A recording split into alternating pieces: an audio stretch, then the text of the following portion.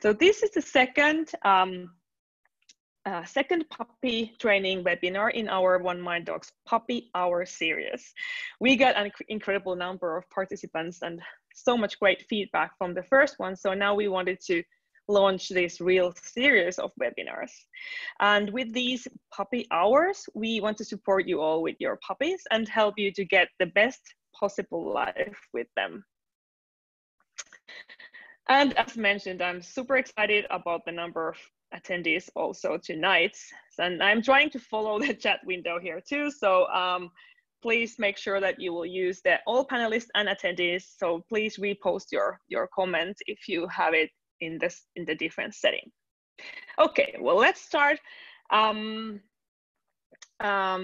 So that I will shortly introduce myself. There are people that don't know anything about me or what is all OneMind Dogs all about. Yes, so here are some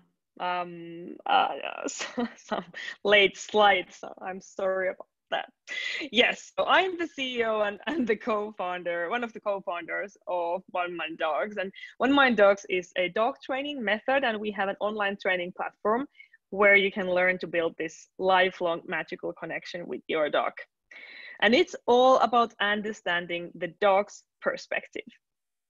And how we learned this method. So we have learned how to communicate with dogs because of this one dog, Tekla. Tekla became deaf, and the story of Tekla is super interesting. And you can learn more about it on our website and YouTube. We have a great video about Tekla's story. And I hope our team members are now able to share link to the Tekla story. So you should get that link and watch it after the webinar. It's super interesting. But anyway, whether you have a puppy or you want to activate your older dog and you are interested in building this magical connection with your dog, my dog online training platform is the place for you. But hey, today it's all about how to build a solid life with your dog. In this 30-minute webinar, we will focus on how to get a calm puppy and in more detail, how to prevent separation anxiety with dogs now when many of us are spending our days at home. And as mentioned, at the end of the webinar, we will have an extra 30 minutes to answer the questions you submit throughout the webinar, and you have sent questions beforehand too. But now, before we get into the topic, I would like to hear more about your experience with separation anxiety or wild puppy. So what has been the biggest problem you have had so far with this topic? So please leave your comments in the chat window. You can leave those comments along this time and session. So I'm just now opening the discussion for you. So please share your experiences if you have had any challenges or what has worked for you and etc. It's really interesting to hear more about that. Okay, so let's go forward and get some puppy magic done. Yes, so separation anxiety. I'm sorry, separation anxiety is a really common topic with dogs and with some challenges people are having with their dogs. But I'll start now with basics behind this topic. Please keep in mind that there are several possible reasons for this behavior and that they are all unique to each dog. One thing is for sure that you have to remember that no dog has anxious behavior on purpose. There is always a reason behind that kind of behavior. And now when we are all spending more time at home than probably normally, it's very important to think about it overall, like the whole topic from the dog's point of view. Because if you don't think that way, you might end up having some unpleasant surprises when everyday life goes back to normal and dogs are again staying more time by themselves at home. Well, separation anxiety in dogs and puppies is a condition where a dog exhibits unwanted behavior as a result of stress. It's sad and really common reality for many dogs. This can happen even we love our dogs and we want all the best for them. So, but what we believe in that it's better to pay attention to it earlier and try and to prevent it ever getting a lot worse. But now let's dive in more depth to the background of separation anxiety, and because it's very complex topic, so it's important to be aware of the multiple points of view to it. Well, some possible reasons behind separation anxiety could be like many things. So there are plenty of reasons. The most common causes for separation anxiety in dogs are boredom, or the dog is too attached to its human, or there is too much plays and games that drives the adrenal high. But most importantly, the biggest reason usually is that it hasn't been trained. So you must also train being alone and staying in a separate place with you than you. As simple as that sounds. Well, but that being said, now this is super important. If the anxiety symptoms appear suddenly, so that all was good before and now there are suddenly severe challenges, I warmly recommend that you take the dog to a medical visit. Always when there is a sudden change in the dog's behavior, whether it's young or old dog, it is really important to find out if there is any kind of health issues in the background. For example, a pain or disease that might cause this sudden change in the dog's behavior. Well, in the case, all is good in that perspective. The next thing is to discover what kind of changes there might be in the dog's life recently. Any kind of changes in the family. For example, someone is on a vacation, a new person is staying in your house, or there is a new member in your family. Also, is there any changes in the schedules or in the environment? For example, sudden noises from the neighborhood, constructions is a common reason for making dogs anxious or scared at home. Or are there anything special or any changes in the routines of your day? So dogs really easily react to changes, and that might cause these kind of problems. Well, these all aspects might be reasons behind the anxiety, and it's at least a little bit easier to start training when you can understand what is the main reason behind the dog's unwanted behavior. However, what can be the signs of separation anxiety? Well, if the dog is barking lots and lots when it's left alone, or even in another room, if the dog starts eliminating inside, even it's already house trained. Also distractive behavior, sort of, for example, digging or destroying furniture or other items, whining, pacing, crying as you leave, or that you are just preparing to leave the house. And that being said, these behaviors can appear like in dogs who might just not yet know how to be alone. So please remember, especially with small puppies, that when they arrive at home, they are typically alone away from its mom for the first time in its life. So if puppy cries when being alone, it doesn't mean necessarily that it has already formed separation anxiety. It just means that you should pay attention to this topic and take small steps at the time to progress. And even if you have an adult dog, it is important to understand that these factors do not mean directly that your dog has separation anxiety. They are just typical behaviors for dogs that do have problems staying alone. Well, as you can see, this is a very complex topic, and that's the reason I want to make it as simple as possible for you as we go forward. But the best thing to do is to start preventing possible problems with dogs staying home alone already when the dog is a tiny little puppy. Because it is a lot easier to prevent them by including some training in your everyday life than to correct the behavior afterwards when the dog is having severe symptoms of separation anxiety, for example.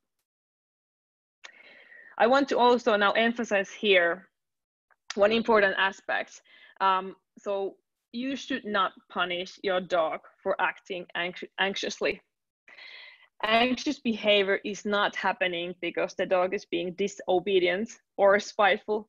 There is always a reason behind that behavior, and it's critical to find out what is that and try to solve that problem. If you instead punish the dog for acting like that, you may worsen the whole thing and the dog may come even more upset. Okay, so in the next part of the webinar, we'll cover 3 main topics as they are key in understanding separation anxiety and how to prevent it. As we move through the topics, I'll be sharing some practical exercises you can do at home, and these tips will help you discover how you could have a more balanced everyday life with your dog. And these tips also will help you to build magical connection we are talking a lot about with your puppy.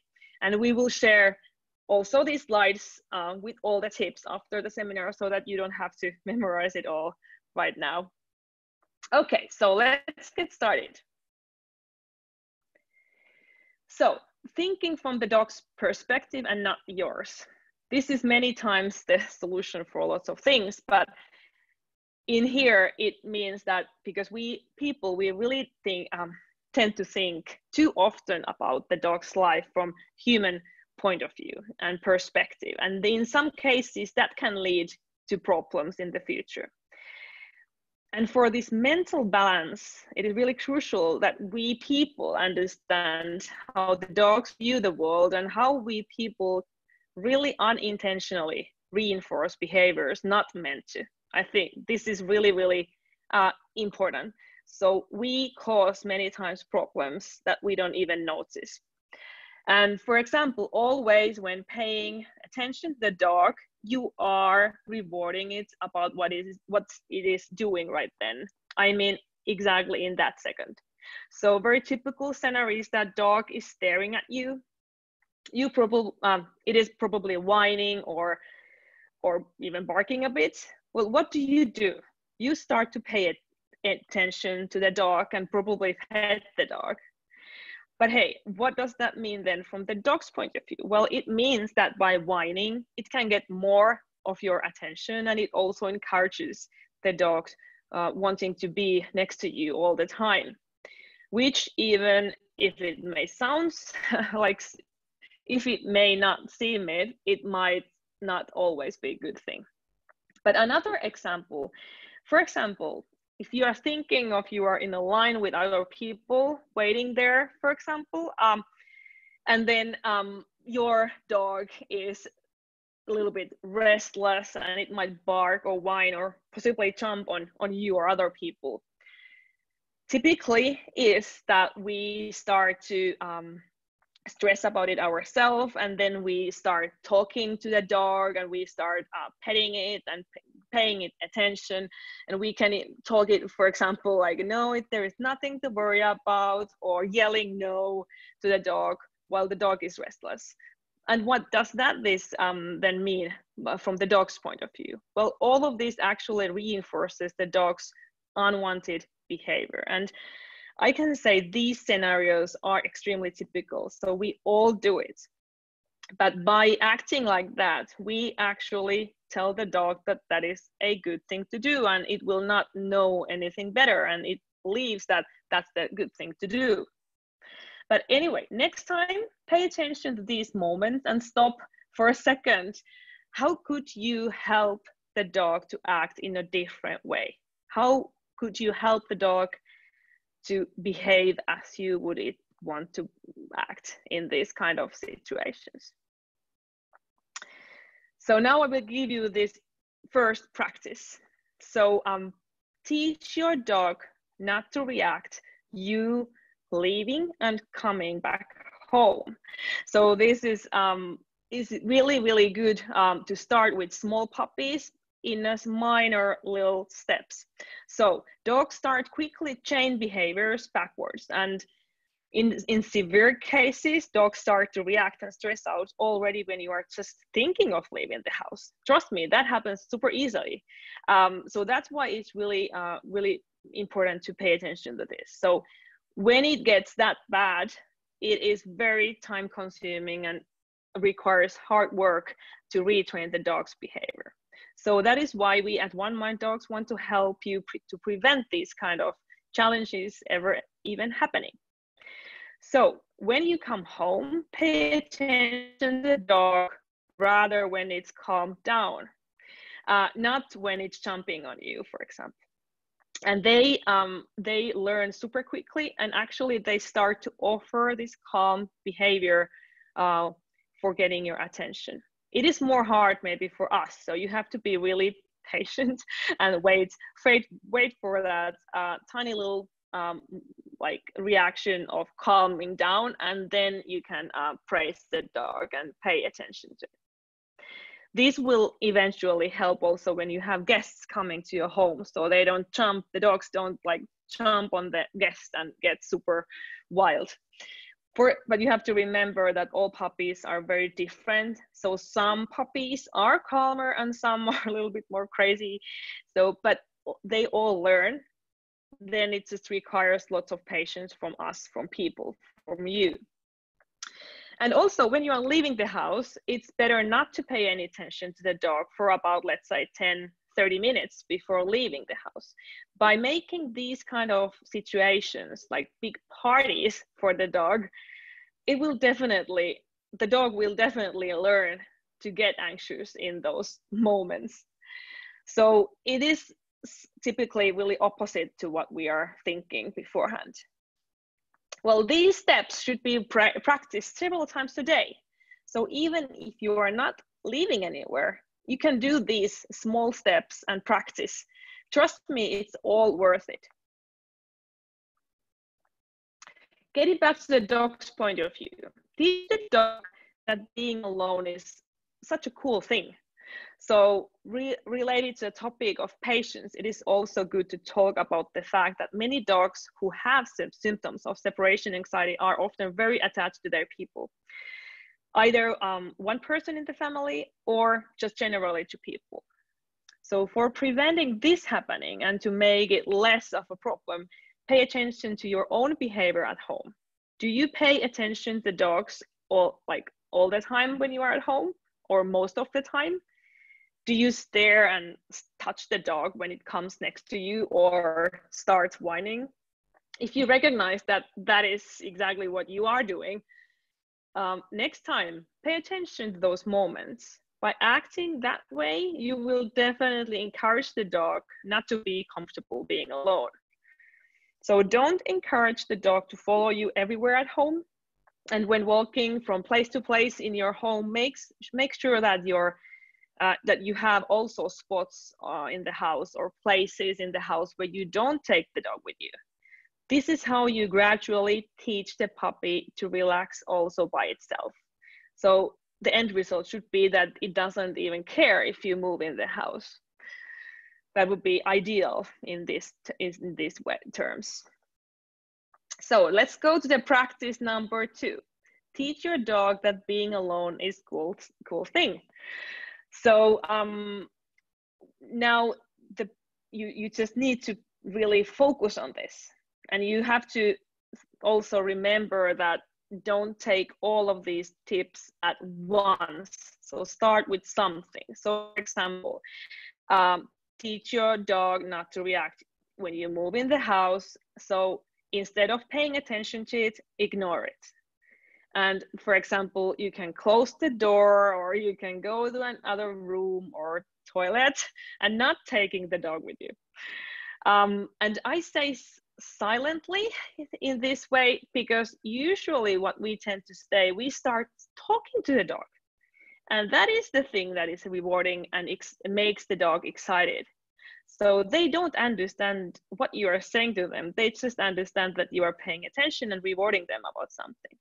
So when you are doing this ignoring kind of practice, don't speak to them at all. To start with this, you can also offer the dog's meals in a separate room. So making being alone time cool for the dog needs to get some fun things and good things when they are in a separate room. So for example, if you always, when you are now with the puppy, at least like every other time, it depends. If you don't have any problems with your dog, you don't have to think about this that much. But if you have some symptoms, so then I would really recommend that you take this seriously. So give them meals in a separate room or in a separate place or crate or whatever. If you are using crates, stay close to a crate before you go further. And also, if you have already some issues with the dog, I would recommend that the dog doesn't get any good stuff, bones, toys, or anything when you are around. It should get them when you are not around. So then that also makes it more fun for the dog. So here are the summary for thinking from the dog's perspective and not yours. And I will send these slides to you afterwards. But most importantly here, like, we unintentionally reinforce behaviors. When we pay attention to that fact, we can actually help in many ways the dog's behavior in the future. So teach patience. So one critical thing to remember always is that dogs do what we are reinforcing them.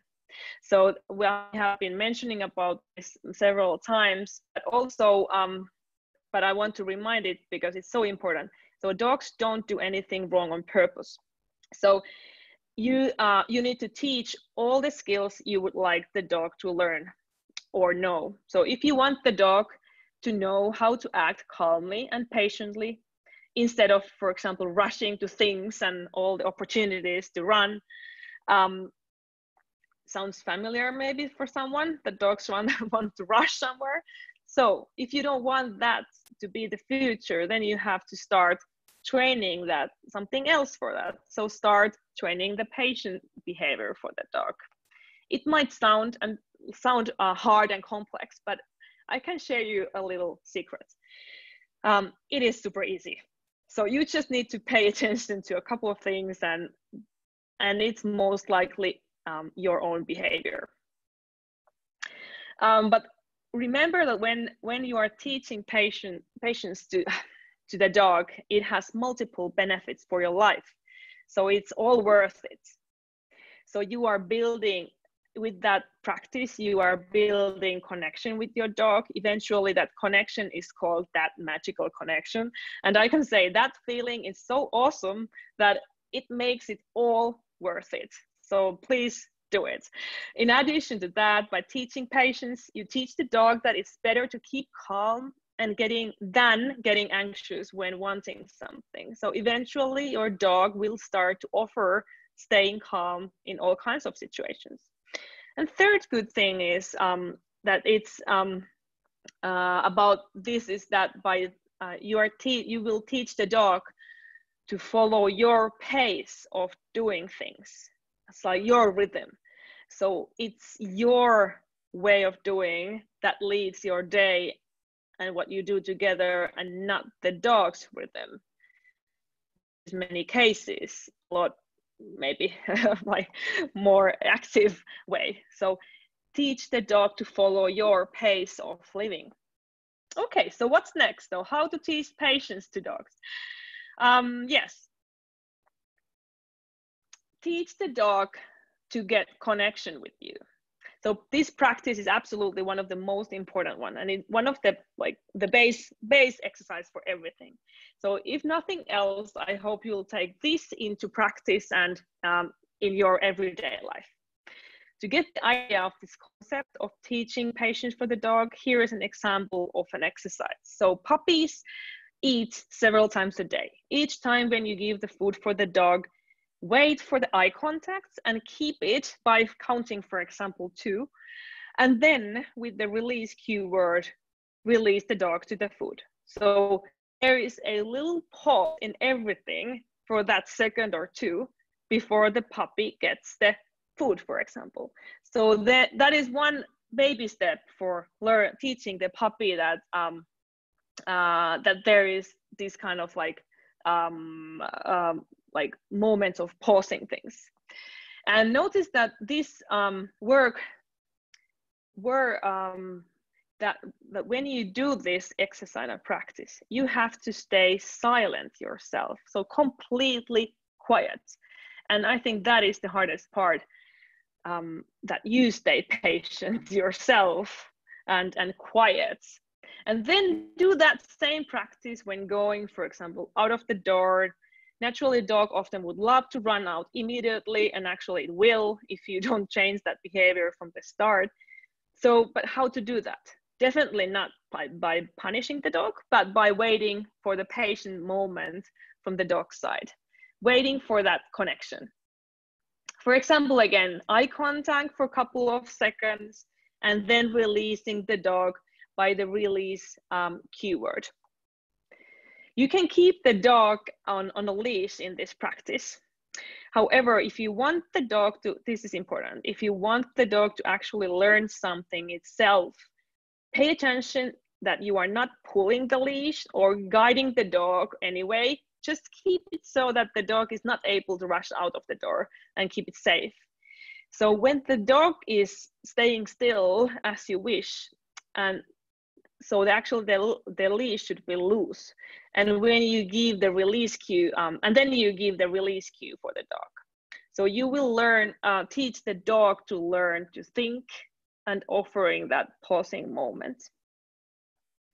Teaching patience for the dog in these little moments along the day will be super beneficial. So for the behavior and also for your relationship with the dog. It is the beginning for your journey to this magical connection with you and your dog.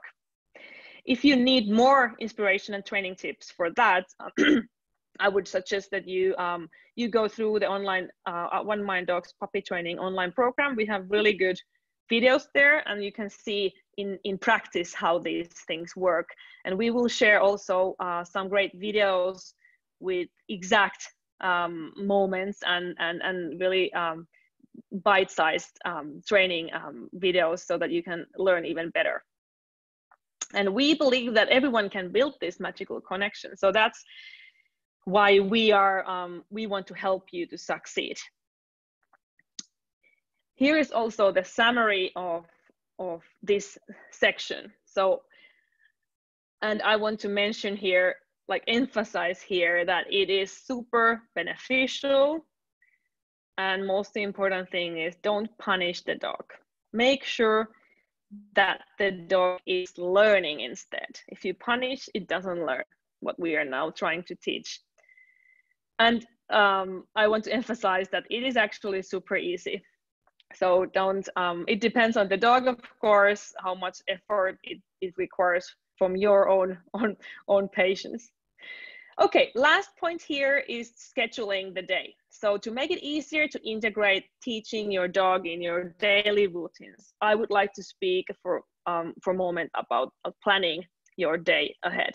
Everyone's schedule is different, and that's totally okay. And I don't want you to have to create entire down to the minute schedule for a puppy, but it's important to be mindful of these moments throughout your day when there is an opportunity to learn and teach patience and connect with your puppy. We'll know we will now help you to find moments and opportunities throughout your day to help your puppy learn this patience. And now we have gone through these practical tips, and now I will give you an example of one day.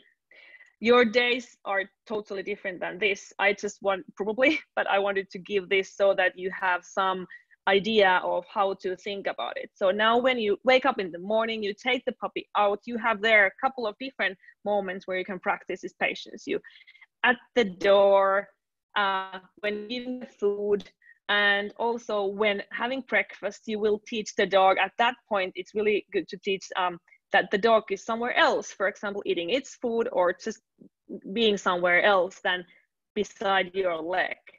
During the day, you are working home, probably now, many of us, so keep the dog in a separate room, separate house, separate somewhere, so that it doesn't stay too attached to you the entire time. You can go out and practice being in a car, even though you're not going anywhere. And then if you see something interesting outside, the dog can go there, but after this moment of patience, that moment of connection and you giving the release cue. And also in the evening, it's really good time and opportunity to practice being alone time, so that when you are doing the laundry, for example, watching TV, and that sort of thing. So those are like different small moments that you can have during your day. But make sure that you include also physical activity enough with your puppy every day. It doesn't matter what's the weekday or what's the holiday or what kind of thing it is, because that's really, really important. So that the dogs get to enough activity also physically. Boredom is one of the reasons that they have actually separation anxiety in the first place.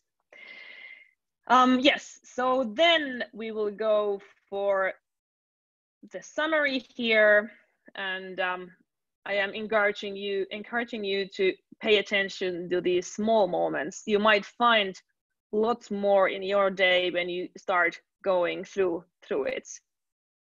And most difficult thing for us people here is to stay calm and patient ourselves. It's the same with kids. I can say I have 2 kids, so it's more about training ourselves here.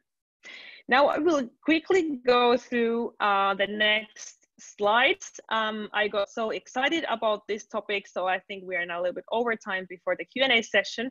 So I will now introduce you our awesome customer support crew. So when you go, even you are just taking the free trial, these guys, lovely ladies, they are helping you there. And if you are actually, if you paid attention, our chief puppy officer is here now sleeping and taking calmly her day. And so she will also be there helping you to survive your life with the puppy and have a like great life together. So these guys will answer your questions. They will be there. They are super professional, and they are like loveliest person you can have to help teaching your puppies. And it's all included, even in the free trials. And if you take the whole program, it will be included also there. Okay, so here we have a little summary, but I will, as mentioned, you can take a screenshot of this if you want to, but I will send these slides so that you have something to think about after this webinar session too. I hope you get some practical tips from here. And now it's time to go to the Q&A session. And I have not yet been able to go through now all the questions. Have you posted anything on the Q&A? No. So if you now get some new questions, there is this Q&A box in the bottom, so you can still give your questions there. But I have here some questions that have been sent previously in for us.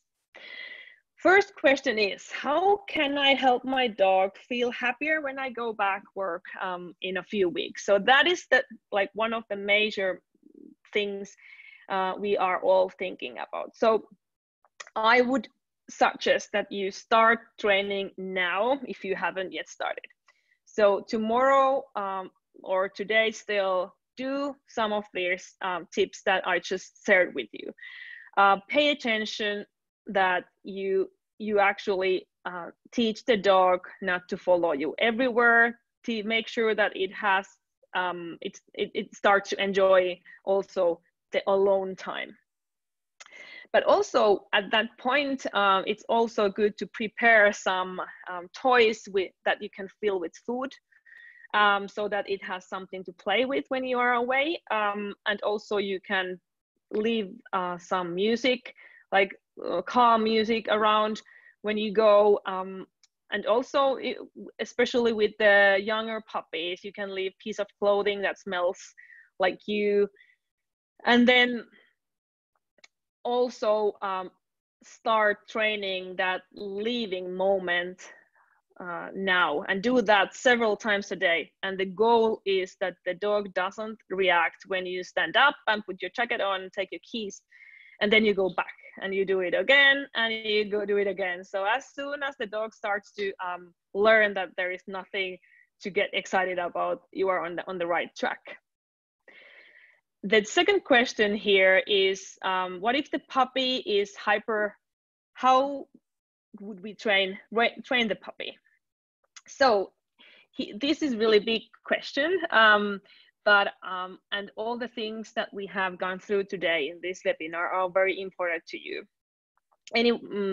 Anyway, so it's matter of teaching patience for the dog, matter of having enough physical exercise and activation, and so that there is some sort of like a structure in the day, so that you make sure that it gets the physical exercise, you make sure that it gets enough mental stimulation, and also and for example, staying still exercises are really good for that.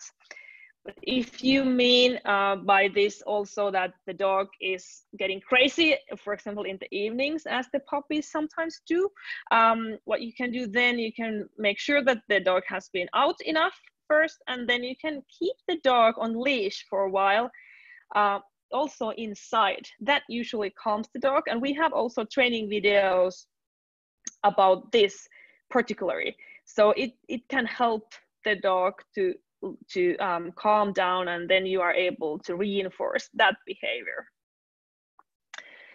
Okay, and then the next one is, I have a German Shepherd. Does this work for all the dogs? Well, the good news is that OneMind Dogs method is based on dogs' natural behavior. So in that way, it's the same. All dogs know it.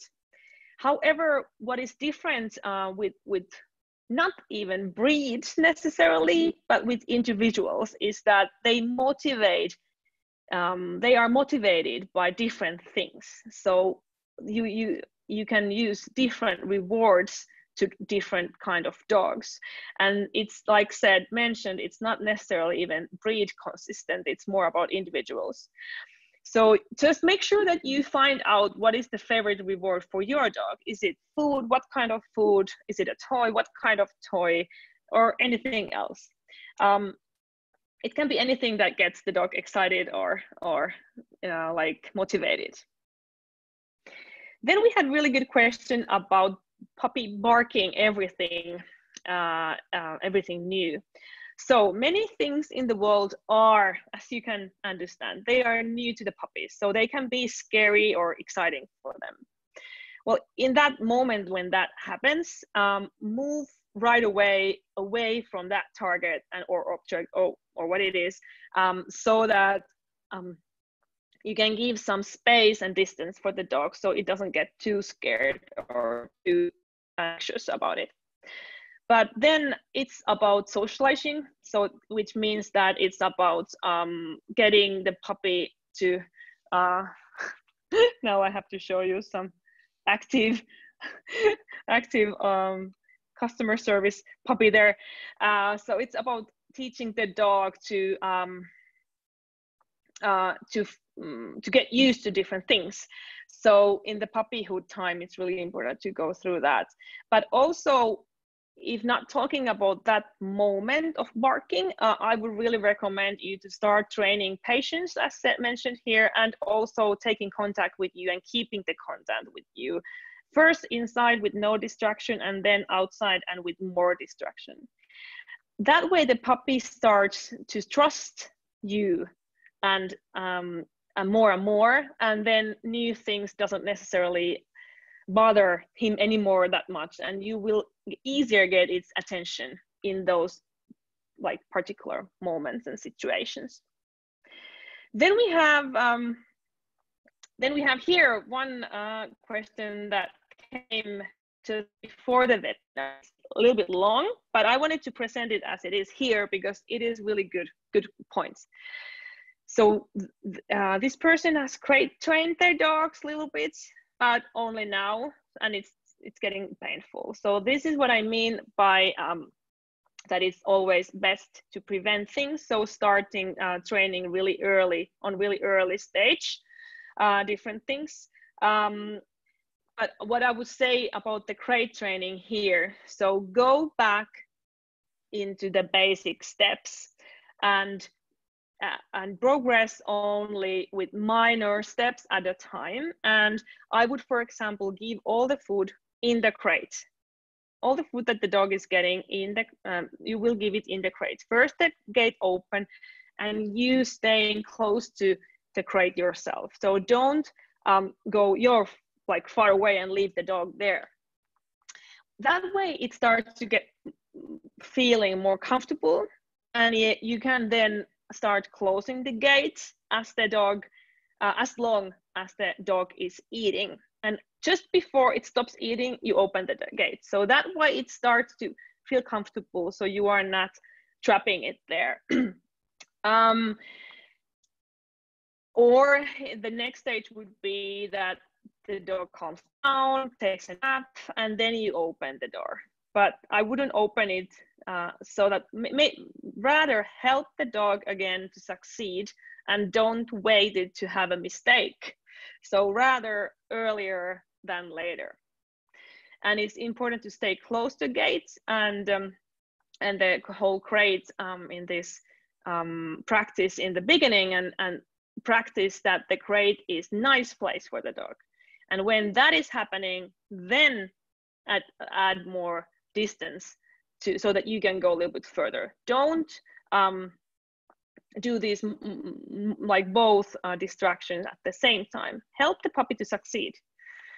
And about the nipping, so yes, first, especially with super young puppies, yelping and standing up and quitting the game and quitting paying attention to the puppy, that helps usually really in the long run. So they start understanding that always when it bites and the teeth touches your fingers or skin, the games are over. But when the pups get older, it doesn't help anymore that easily. Anyway, ignoring the pup when that happens, totally. So until the pup is not nipping you anymore, and then you can try it again. So they usually start noticing that what makes you going away or what makes the game ending. So, but you have to be really, really patient yourself. Again, here I would suggest that you stay totally quiet. Be quiet. They don't need those words. You can just act, and and that way the puppy will learn actually better. And as mentioned earlier, one also is to prevent these nipping things happening. So when you know, okay, next it will do that. So prevent that. Take the dog to leash and with you beside the sofa, for example, and pay attention to the dog when it's calming down. Usually, I think it's really important to understand here that little puppies get crazy when they are tired. So you're really completely right about this. Now we have some more questions.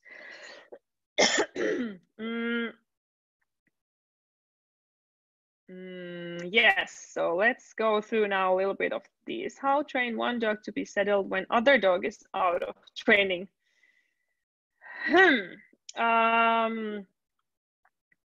I would well, quickly saying, I would always train dogs separately a lot. So I would have them, like, you would have like alone time with them, and then you can also start training the other dog, and I think it will also learn quickly with this puppy training tips. But when you are doing it at the same time, it is actually very challenging. So it's challenging for you and for the dog. So I wouldn't, so you probably either take the other dog to other place at that time, other room or something, or if you are more people in your family, so that, or friend who could help you, so then you can do it a little bit separately. But I would train these things first, one by one.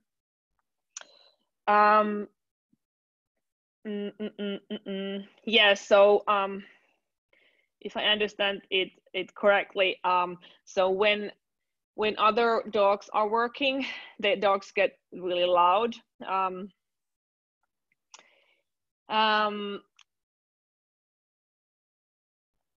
Yeah, so every time these when starting to get behavioral things that you need to retrain, it's really good to go back to the basics. And when dogs are really excited about something, for example, other dogs running, or other dogs doing agility or hunting or whatever, so it's really natural for them to get excited. So I would start in like doing really intensive and intense work for the relationship, and adding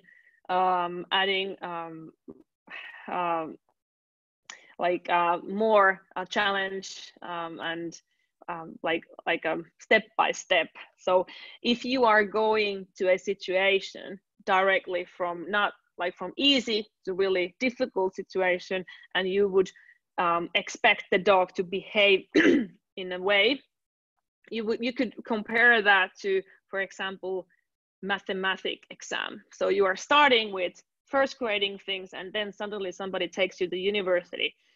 So that would be like I think it's not even fair for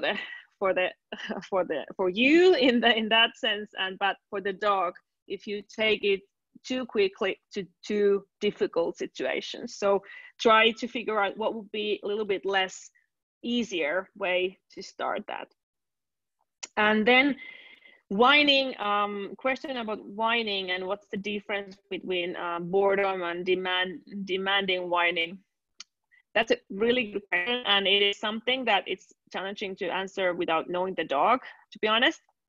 Usually when you make sure that the dog has been out and has done its stuff there, you can't expect that it's not about that. So I think when you start practicing these, for example, these exercises that we went through here, that would you will also start learn what's the difference between them in your dog.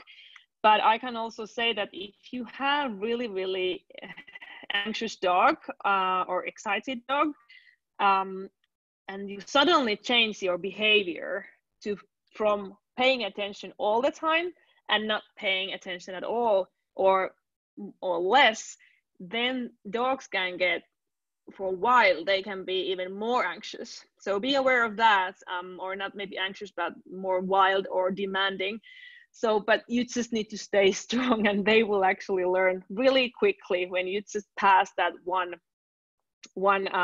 moment of being really difficult. Yes, and then yes, okay. What else? Okay, so now there is one question about car.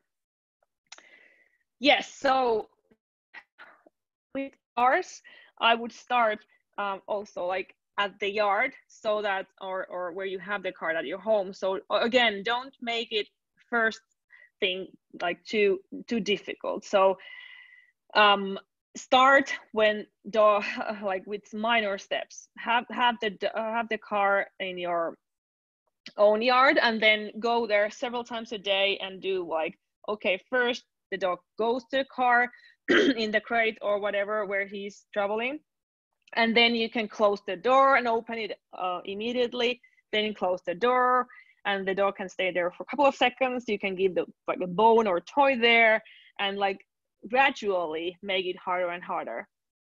And then if your dog, there are like different kinds of situations. It can be like car sick or feeling real ill in the car, which just makes it really anxious or afraid or alert for up everything. So these are all different things, but by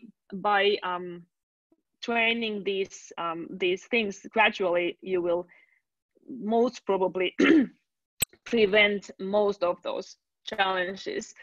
So for example, when you put the engine on, you can just don't even move with the car and keep it really short, and then you can start moving a little bit, and then next day you can do something else. So we usually super easily take all the practice too difficult, and then the dog kind of fails in our perspective, but the dog is just doing what is natural for it. So that's why I would recommend to start from really, really basics, and then like learn to understand your dogs. So your like one dog is not afraid at all at anything, and then some other dog might be really, really scared or gets stressed being alone, for example.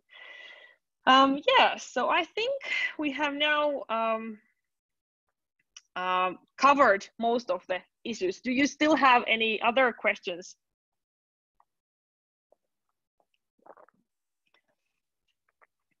No more questions. Alrighty, so I think we are then getting to the end of the session. So now I will I will send also this afterwards. So you will get discount from the puppy training program. And I want to remind you, you have the free trial anyway for 7 days. And so you don't have to pay any money for getting started. And then last slide is thank you. And it would be great if you are able to leave some comments here now. I probably won't leave, like, I don't expect you to send me email afterwards, but it would be great to hear more about how you liked it. This was for the first time, this particular webinar. So please, you can put in the chat window some of the comments. And I really, really hope that you got some practical tips to your life. Oh, we have lots of nice feedback now here. Well, I am really happy that if these webinars help you in this challenging time, and it's really, really cool when you start getting the magical connection with your dog. I can assure you that. And now when we are more at home, it's actually, you have more time to pay attention to these little things. And we will send you email afterwards with all these details and the slides. But I will now stop sharing this window, and then trying to find out my picture again. So thank you so much, and have a great day, everyone, or evening. And our old dogs are still, oh my God, I have to show you who you are still there. So now this old dog is having the whole pillow in front of his eyes. So she's so funny. She's 15 and she takes it really calmly. Thank you so much for your time, and hope to hear from you soon, and see you in the next webinar. I will now start closing the meeting. So thank you so much. Bye bye.